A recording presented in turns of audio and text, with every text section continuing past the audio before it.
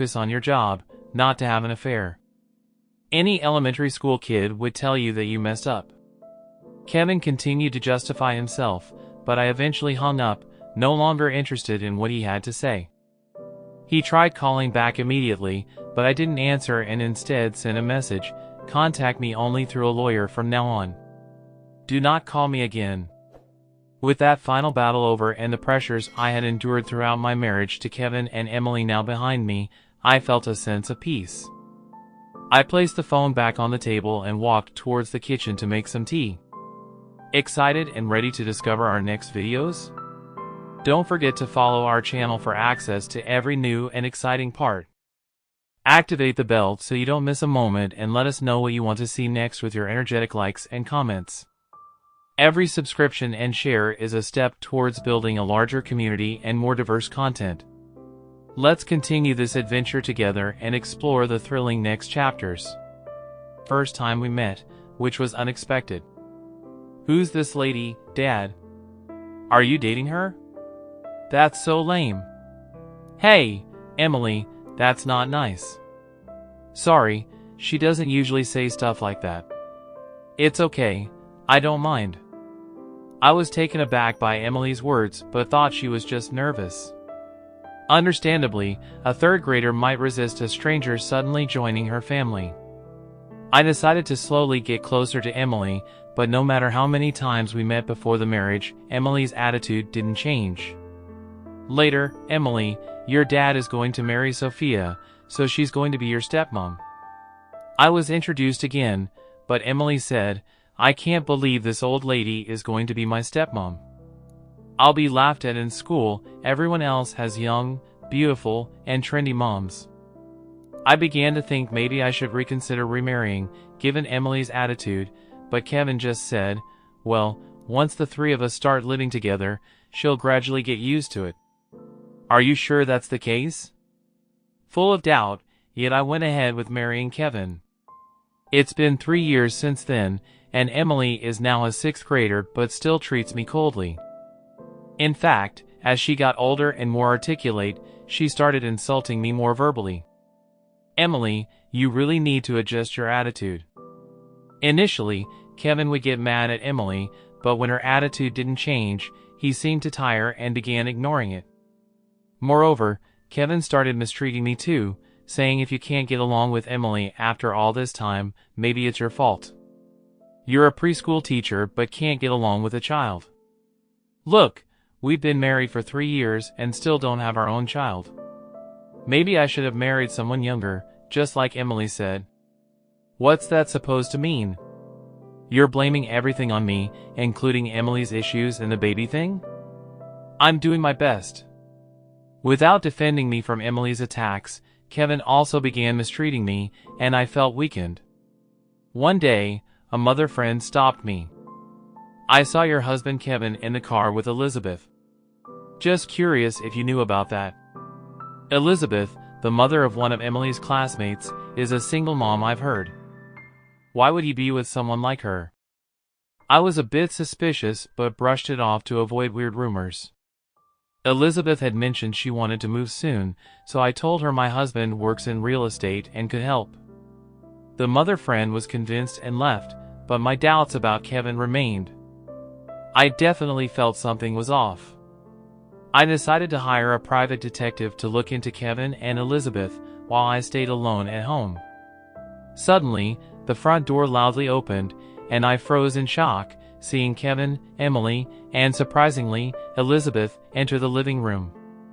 Hey, the new mom's gonna live here, so pack up your stuff, clean the house, and leave. Emily started spouting nonsense as soon as she entered, and I was confused. Hey, Emily, you can't just tell her that all of a sudden. She doesn't understand. Sophia, I'm sorry but we're getting a divorce. Please leave this house. There's no place for an old woman here anymore. Kevin and Emily were smiling at each other, enjoying themselves. Meanwhile, Elizabeth stood beside them, her head held high with a triumphant look. Hi Sophia, sorry about the suddenness, but Emily's happy to have found a younger, prettier mother, so please quietly divorce and leave. A happy family is the best thing, you're just not suited for it. I'd never really spoken to Elizabeth, even at PTA meetings, but now she spoke with pride. Please pack your stuff and leave today. Look, I know this is shocking, but you're just standing there. Don't you have anything to say? Facing the three of them who had barged in and said whatever they pleased, I was speechless.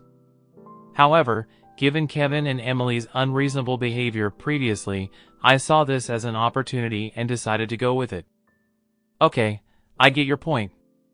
My response, akin to a child given a task, surprised them. Do you really get it?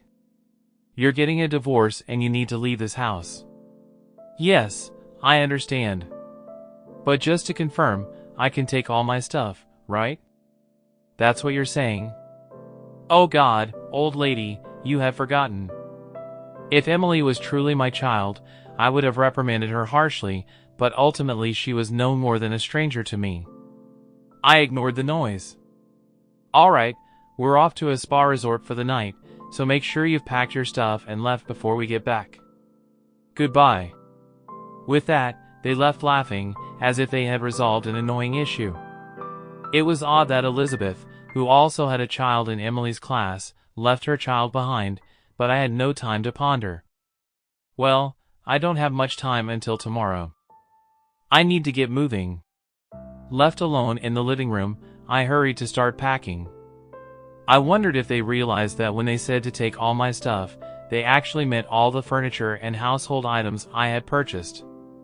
These were items I bought for our marriage, all paid for since I had significant savings by the age of 38, though Kevin's contributions towards half of them had gradually diminished and eventually stopped.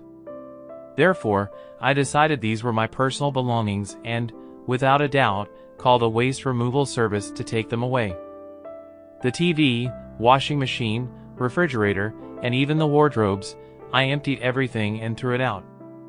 This type of tiredness was different from the exhaustion of playing with kids all day. After finishing this hefty task in one day, I decided to reward myself with a stay at a luxury hotel near the station. The next day, sitting calmly in the hotel room, I received a call from Kevin. Hello? I answered the phone hesitantly. Kevin was almost yelling, "Hey, the house is practically empty, you just left the fridge standing empty. What were you thinking?" What was I thinking? Well, I bought everything. You forgot, you didn't even pay a cent. Ah, right, but this is too much. Isn't bringing a girlfriend and asking for a divorce not more excessive? Ah, damn it! I wanted to deliver the divorce papers to him as soon as possible. When are you bringing the divorce papers? I was about to answer, but Kevin, as if suddenly realizing something urgent, asked hastily, "Wait, that. What's that? What are you talking about?" The wardrobe, the one with all the drawers, where did you put it?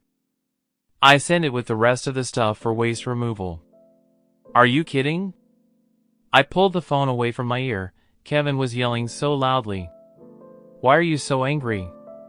Did you like that wardrobe? He was so focused on the wardrobe that I asked why he was so disappointed. His answer, that he had hidden cash in an envelope in the back of a drawer in the wardrobe, shocked me. How could you not notice? Well, it was hidden, so I couldn't know. I'm sorry, but I don't think it's my fault. However, Kevin only got angrier. Which waste company did you call? Tell me! After giving him the company's name, Kevin hung up abruptly, probably in a rush to retrieve his money. I had forgotten to take the divorce papers, but I knew he would contact me soon, so I waited. As expected, Kevin called the next day, "Come to the house right now." I gathered all necessary documents, including the divorce papers and house keys, and went to the house. Upon entering the living room, the three of them were waiting, with angry looks. Why did you throw everything away? There's no washing machine, fridge, microwave, we can't live here for a while. Emily immediately started complaining when we faced each other. Didn't Dad tell you? I bought all those, Emily. You told me to empty everything. Emily seemed upset, and Elizabeth jumped to her defense. It's so childish to argue with a child. That's why she doesn't like you. That child called me an old woman the first time we met. My behavior is irrelevant. Moreover, after deciding on the divorce, we're practically strangers. You wicked woman. Anyway, return the money. Money? Oh, couldn't find it? Kevin had rushed to the waste collection site immediately after our call but couldn't find the wardrobe among the huge piles of trash. So, I want you to return the $10,000 now. Losing $10,000 was tough, but I stood firm in refusing his request. No, not just no, but I don't have to pay. How can you think like that? Kevin asked in disbelief. My response was firm. I don't have to pay because those were items I bought. You didn't contribute financially. Kevin looked puzzled, but I pulled out another document from my bag and threw it towards him. I'm asking for alimony from you for the emotional distress and verbal abuse that put me under psychological pressure. I gave the instructions to my lawyer immediately upon reaching the hotel, paying an urgent fee. The amount of alimony is much more than the $10,000 you had hidden in the wardrobe. I'll deduct the $10,000 from the amount written here, so I don't have to pay you, but you still owe the rest. Kevin glared at the document, and after realizing what it contained, he stared at me. How greedy can you be? Unbelievable. No wonder you've been single till now. His words didn't affect me. I then handed another document to Elizabeth. This is compensation for emotional damage to you. Elizabeth, caught off guard, snatched the documents from my hand. Wait, this is too much. I'm a single mother. As Elizabeth began to cry, Kevin glared at me furiously.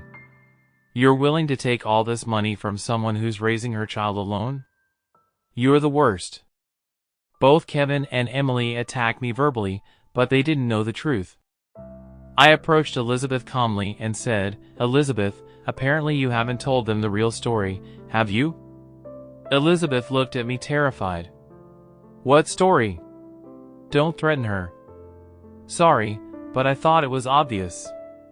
Elizabeth still hasn't divorced her husband. Kevin and Emily asked in disbelief. That's a lie, right? You said you were already divorced. Well, technically, we're just separated, right? Your child is currently with her husband. Why do you know that?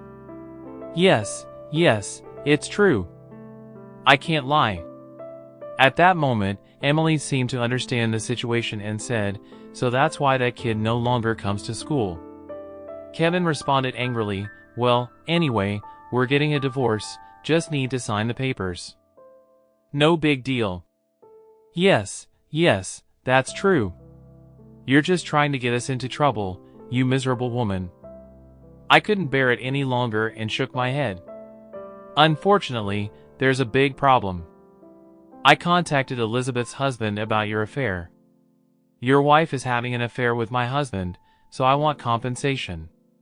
Naturally, he was furious with both of you and said he'd also demand compensation from you. You're in trouble too, he'll want compensation from you as well.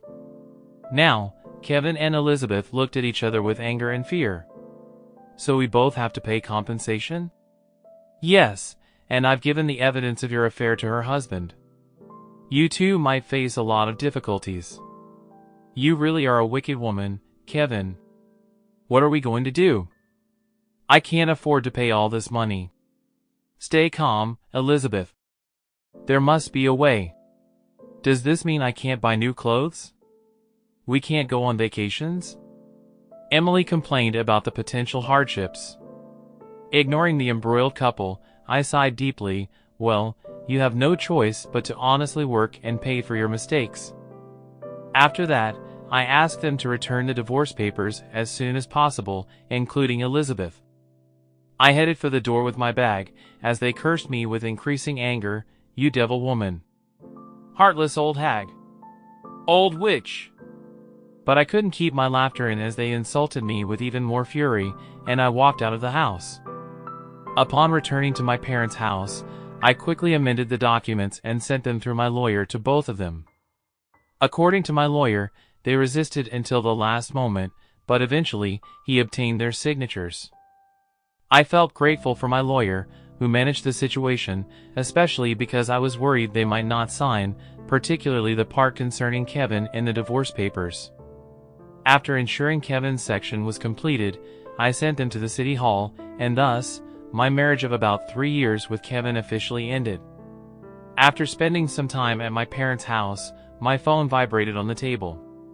It was a call from Kevin, a few weeks after the divorce. Surprised, I answered the phone. "Yes, what do you want?" "Ah, it's been a while since we've seen each other. How have you been?" Kevin's polite words made me rub my arm with my other hand in discomfort. "Thanks to you, I've been better both physically and mentally since the divorce." Kevin seemed to lack the strength to respond to my sarcasm. After a few seconds of silence, Kevin finally broke. "Actually, the reason I'm calling today is to ask you for a favor." "A favor?" I asked hurriedly, not wanting to engage in conversation with him. Sorry. My request is, could you possibly reduce the amount of alimony you're asking from me and Elizabeth?" I was taken aback by his bold request and held my forehead. "Did you think I'd just agree to that? There's no other way. Talking to Elizabeth's ex is hard, so..." My response was still a firm no. "No, I reject this request. First off, I don't appreciate you reaching out to me because dealing with the other party is too difficult for you. And second, if Elizabeth wanted help, she should have been here with you." "Right, but look, she's under a lot of pressure too, she can't handle more." "That's not my problem." With that response, I made it clear I wasn't going to budge. "No, that's not what I meant. Just listen to me." I listened to Kevin's words in silence, but the issues of this family or the hardships they were facing were no longer my concern. "By the way, I was the one who reported your affair with the company." After a moment of stunned silence, Kevin asked, "Really?" "Yes, a kind friend told me they saw you and Elizabeth together, so I found it odd and hired a private investigator." Kevin responded with disbelief. "Because of you, I got fired. Everything's falling apart. It was your responsibility to focus